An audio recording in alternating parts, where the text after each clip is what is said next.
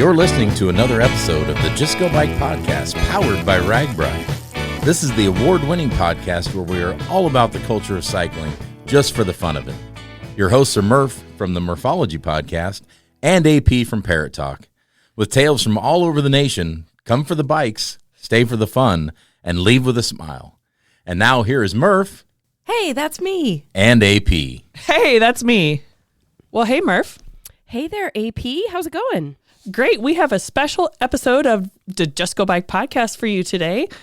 It's a Parrot Talk. Yay, a Parrot Talk. I love it when I get to be part of the Parrot Talk. That's right. I wanted to bring you on as a special guest today because I have a list of questions that remain unanswered from the April and May RAGBRAI Town Hall. And I thought it'd be fun if we could go through them together. Yes. And explain really quick what a town hall is. Yeah. So we started doing the town halls this year for RAGBRAI, essentially for newbies, but also for veterans alike, because we just wanted another way to communicate with our riders and fill them in on the latest details about what we've been up to, maybe some news that they need to know, and give them an opportunity to ask questions directly to the RAGBRAI team about really anything that they've been wondering about in regards to RAGBRAI, the planning, the preparation, what the ride will be like, all of the above, anything else. It's really just been a great way to directly communicate with riders as the RAGBRAI team. And some of these questions, actually a lot of these questions are typical questions that everyone asks at some point, you know, when they're thinking about RAGBRAI. So I think this will be another good episode. Well, I hope so. I hope it's useful to everyone who's listening, because even if you're a veteran, there'll be stuff that we cover that maybe is new or unique to this year's ride. For example, when we go to Minnesota, or I don't know, some logistical detail. And it's always good to have a refresher. And if you're a newbie, all the better, because we'll be covering probably all new information to you. Yeah.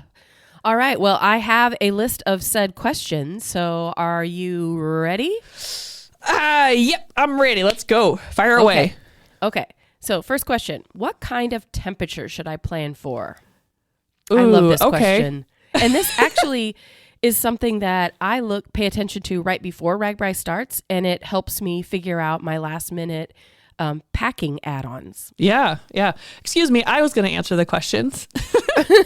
Well, I just said I love the question. Yeah, it is a great question. It's a fantastic question.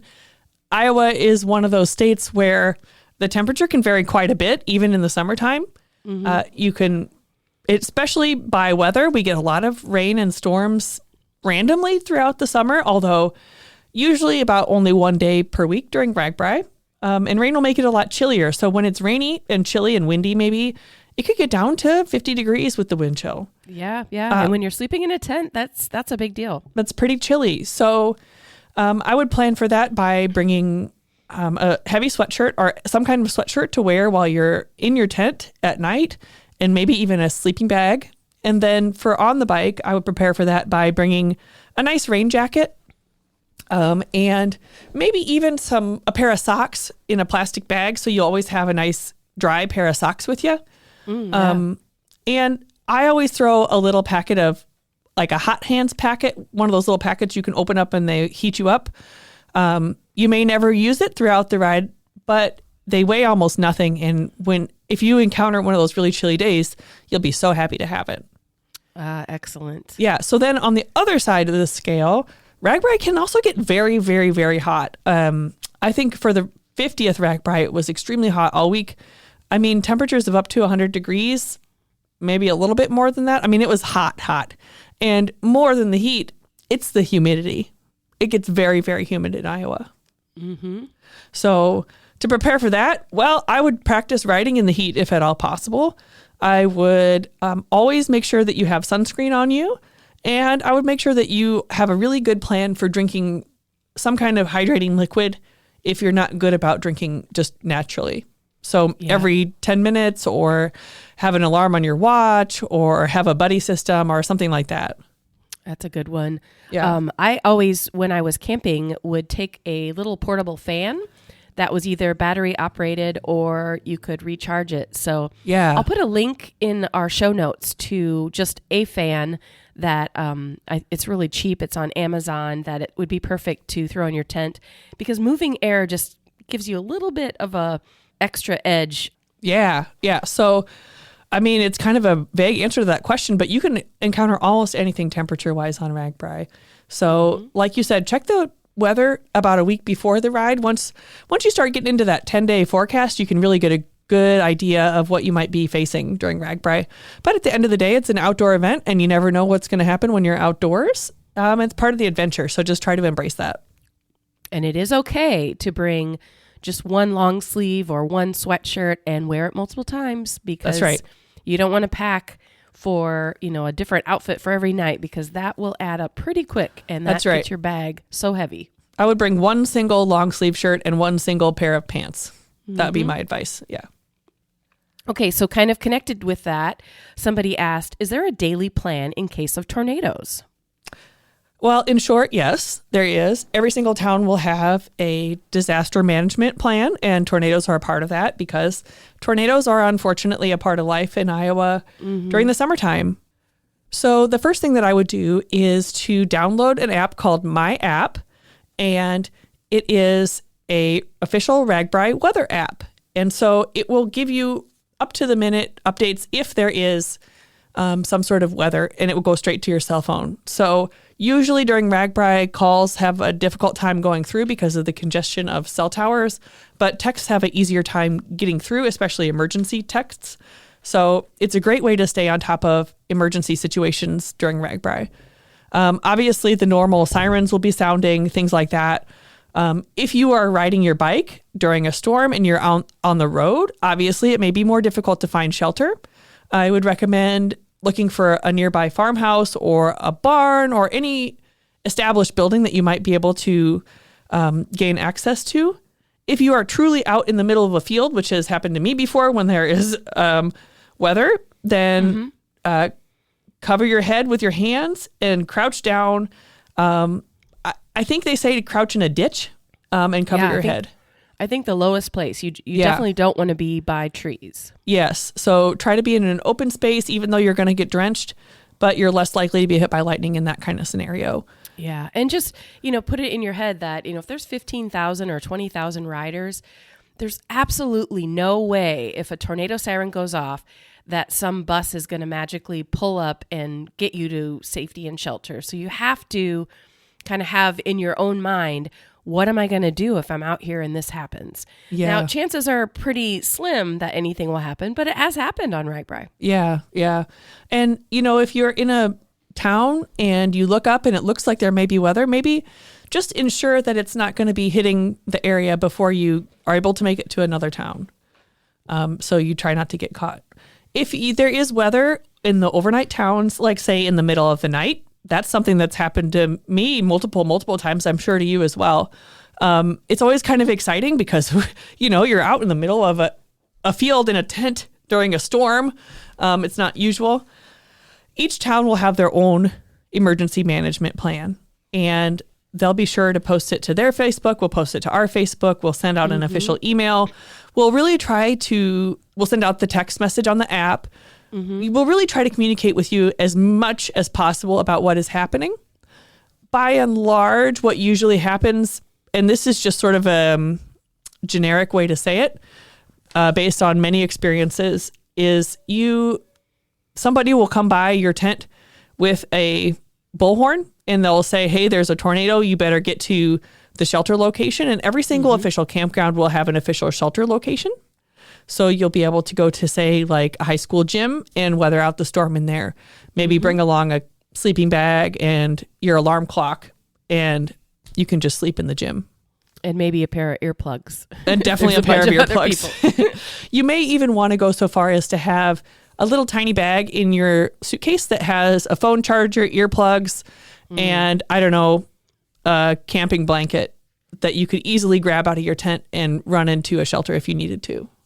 All right. We got a few more questions here. All right.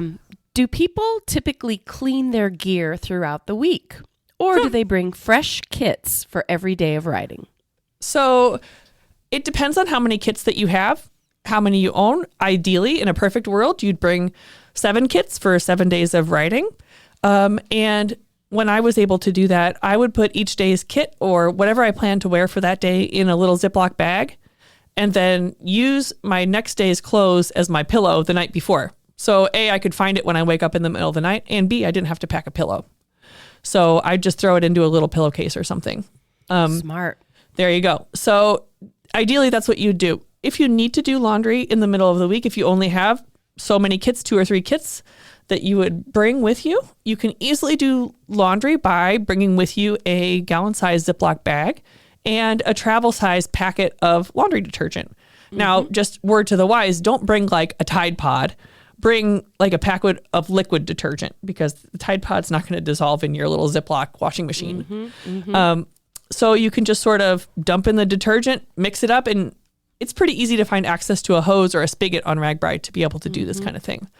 The only thing I would add to that is make sure that you wash things a day or 2 ahead of time from when you're going to need them because because it's so humid, it will take a little longer for things to dry than you might expect. Yeah. And the only thing I'd add to that is I will put dirty clothes in the day before's bag so that you're not mixing your dirty clothes with your clean clothes. Yeah, that's a great point. You 100% for sure want to have some kind of plan for your dirty clothes if you're not planning on washing them right away because they're going to smell and your whole bag is going to reek if you don't have some kind of laundry bag for them. Yep. The other thing I will say, people, they have all sorts of creative ways to wash their clothes. The Ziploc bag is just what I would do. People also wear their bike kits into the shower and wash them there, right then and there in the shower. Mm-hmm. Other people do use laundromats. I don't think every overnight town on the ride this year will have a laundromat, so you might want to research that. And they will be extremely busy. So only go to a laundromat if you plan on spending a lot of time in that laundromat, which I think isn't very much fun if you're coming to a town and just touring the laundromat.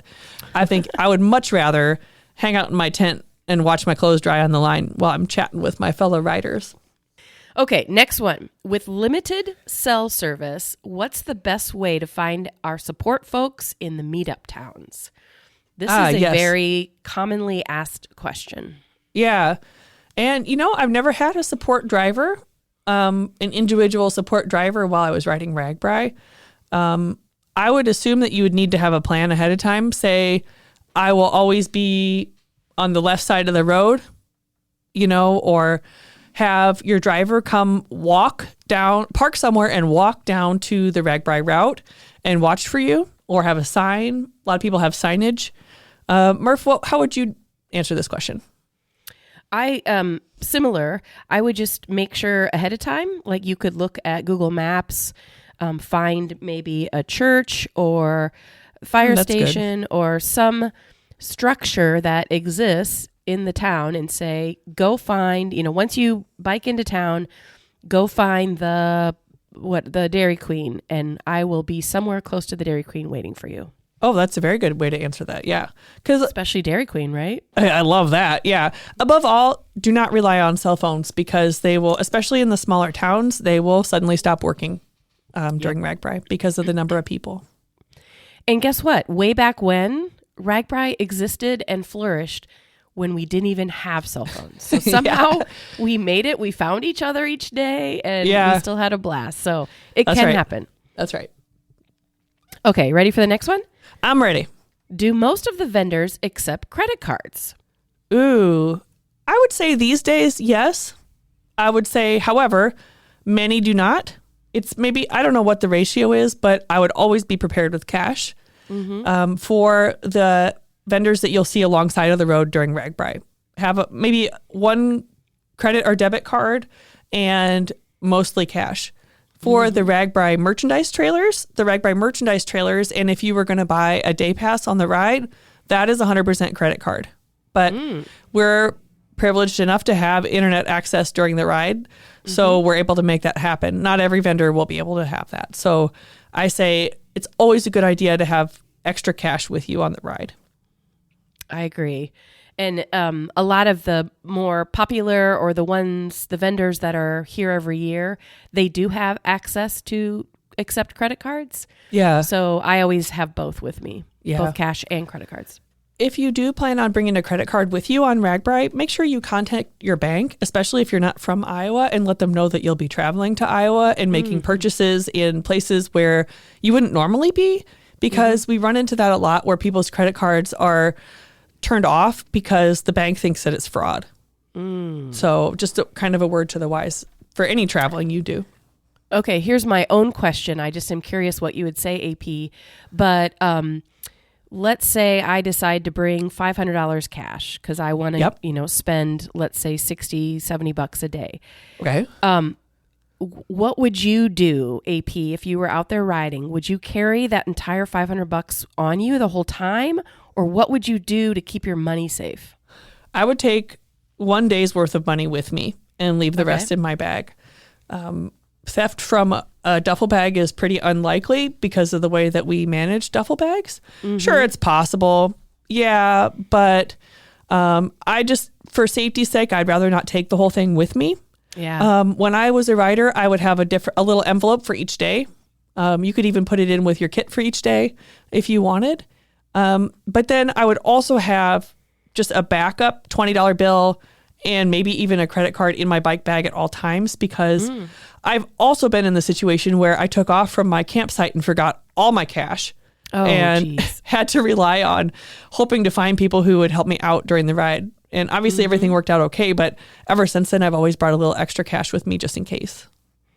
And I agree with you on, who's going to dig into a duffel bag to find your money. But what you could do is have it in a Ziploc bag and then put it in your dirty clothes bag. Because who's going to go in there? There you go. Who would actually do that? The only problem is then you have to go in there. Oh, yeah, you're right.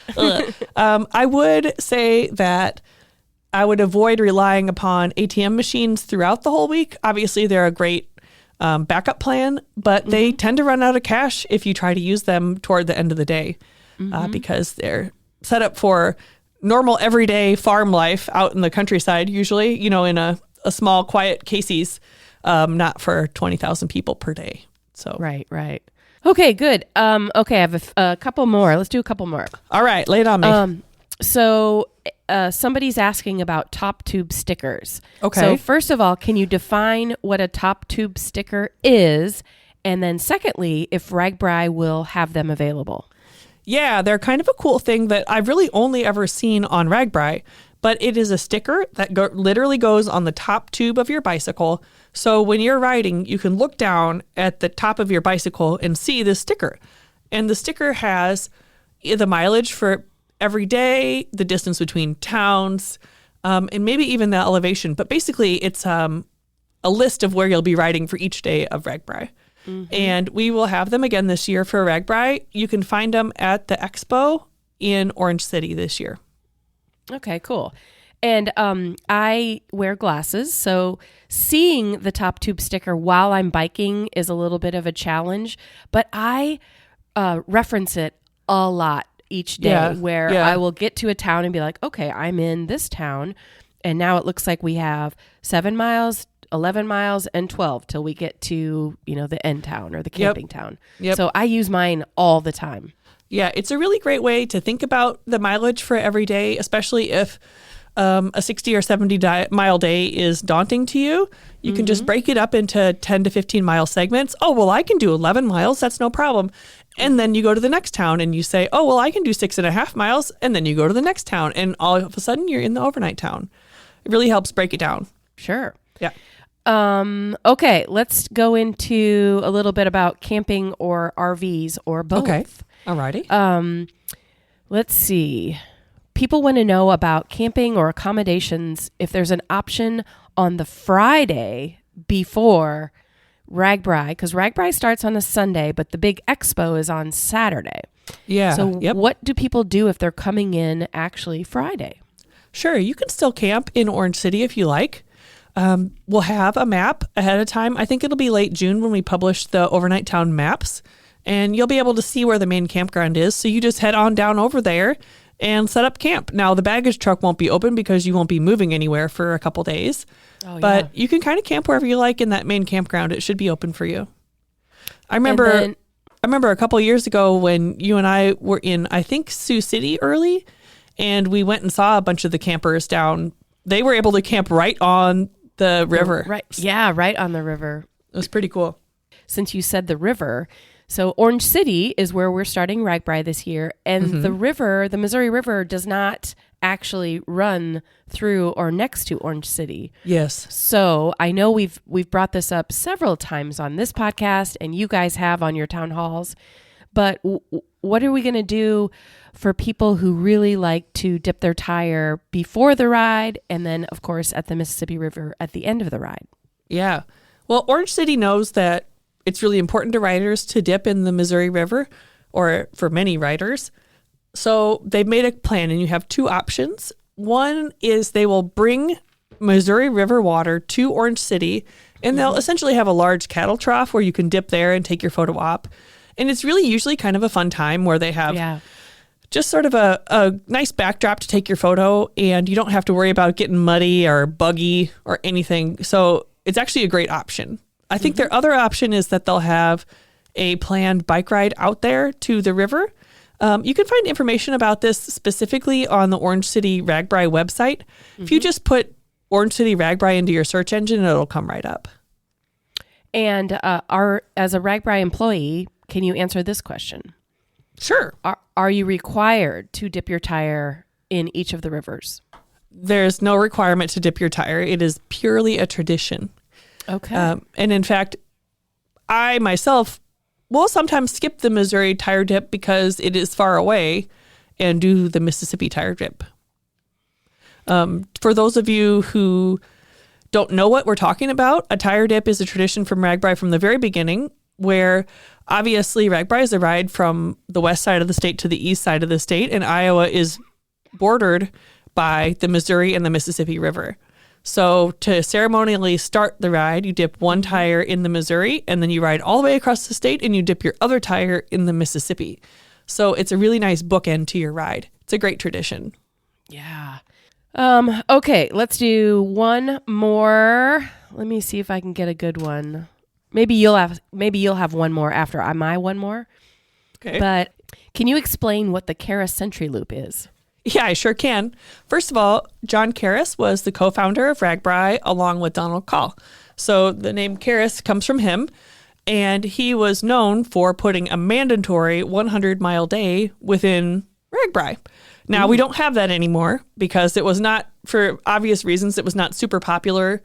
Not everybody wants to ride 100 miles, but some people do. So we offer it as an optional loop throughout the week. So on this year's RAGBRAI, if you'd like to ride 100 miles in one day, you can join us on day 3 between Tatanka and Crystal Lake. There is a loop where you'll actually ride all the way to Crystal Lake and then loop backwards along the alternate route and rejoin the RAGBRAI bicycle route between Tatanka and Woden, and then continue on your way. So you'll add up to 101.9 miles for the day. Oh, wow. So, and it's pretty obvious as far as signage goes. So if I don't want to do the Century Loop, I won't accidentally get stuck doing the Century Loop, right? It is extremely unlikely that you would accidentally take the Century Loop. It's a completely different, you turn what would be right off of the route, where you don't make really any other right turns at that part of the route. So it'd be pretty unlikely for you to accidentally ride on the Karras Loop. So once you get onto the loop, you can expect to somewhere along the loop find a patch station where you'll get a commemorative patch for your ride, which is pretty cool and collectible. So you can really only get that patch on the Karras Loop. And at that patch station, you'll be asked to show your wristband, and then you can get your patch. And this year, the Karras Loop is sponsored by Wenzel's Farm, so you'll probably be able to pick up some beef sticks at the same time. Oh, sweet. And back in the day, I mean, John Karras has passed away, but back in the day, he was the guy that he would be there, either handing out patches or, being there for photos. So that was kind of a neat extra to doing the Century Loop. Yeah, it was super cool. He went to as many Century Loops as any human could ever go to, all the way through to the end of his life, or close to the end of his life. He went out to the Karras Loop, and he would start by trying to hand out patches, but then he would get so overrun by people wanting to take photos with him that he'd have to let somebody else hand out the patches. It was really awesome. Yeah. Yeah. It's a lot of riders have great memories about that if you ask around. Yeah. Actually, seeing all these questions, I just love, it just takes me back to, when I first started doing RAGBRAI, or even when you meet somebody who's going to do RAGBRAI for the first time, just how many interesting questions are on people's minds. Yeah, yeah. And since we talked about the Century Loop, I might as well throw in some info about the gravel loops that we have every day. We call them gravel segments, just to kind of differentiate them. And there'll be one every single day, and it's completely optional, just like the Karis Loop, where there'll be a place where it's really obviously marked along the road, where you can turn off and you can ride on gravel instead of on pavement. Some people really love that. If you don't think it's for you, go ahead and skip it. Yep. There's a mix of difficulties of gravel throughout the week, where we have some that are very, very easy, and one the last day that is more of a challenging style of gravel.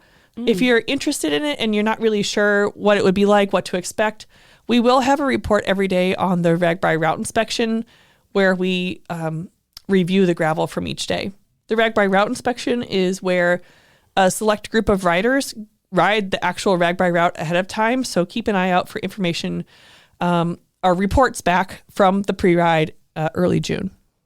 And we will be broadcasting live at the end of each day. So that's right.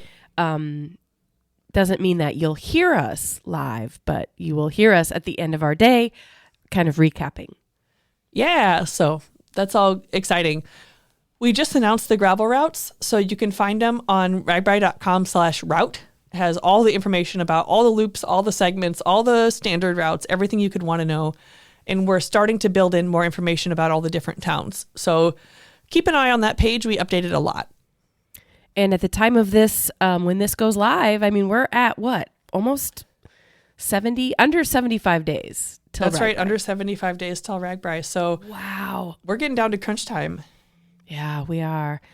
Well, one other question that was on the list that is probably more for Matt Phippen, but somebody wants to make sure that can we arrange for a strong tailwind? So if you could maybe pass that along to Matt Phippen, our ride director. Yeah, we'll see what he can do. Sometimes he's able to pull that off. Other times, not so lucky. Our next town hall, if you'd like to call in, will be June 12th. It's usually the first week of the month, but because of the route inspection, we won't be able to do it. So it's a little bit later in the month, and it's 6:30 p.m. Central Time, and you would just call in. You don't have to be on video or anything, and we don't allow the mics to turn on. So you can just sit there and listen and enjoy. We'll talk about the pre-ride, what to expect on RAGBRAI. And like I said, you can ask any kind of question you want. If you register for the meeting, which is a free registration, you can either ask a question ahead of time, or there's a chat feature during the meeting. So you can put in a question like the ones we've been answering today, or really whatever comes to mind. It's going to be really fun. It's going to be exciting because we're going to be so close to the ride. Right. Registration is totally free, and we'll have a link in our Facebook page as well as on our website. And I think it's important to point out that if you go to ragbrai.com, it is a wealth of information. Whether you are a newbie, you can go to frequently asked questions. You can find out about the next town hall, about the gravel routes. There's just so much information there.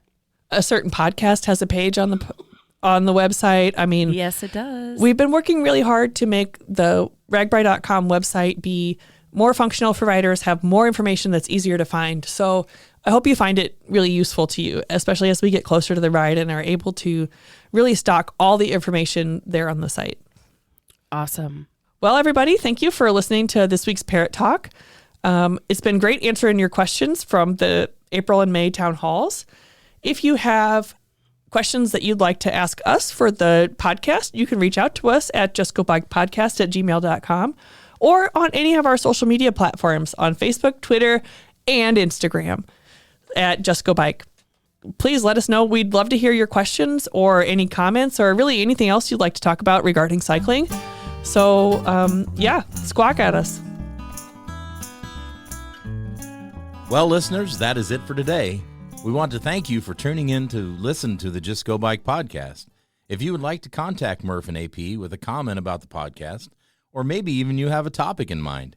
You can reach us at justgobikepodcast@gmail.com. Please follow us on Instagram and Facebook and watch our intros on YouTube. And don't forget to rate, review, and subscribe to this podcast, especially if you're a fan. That is going to do it for this week. Until next time, just go bike!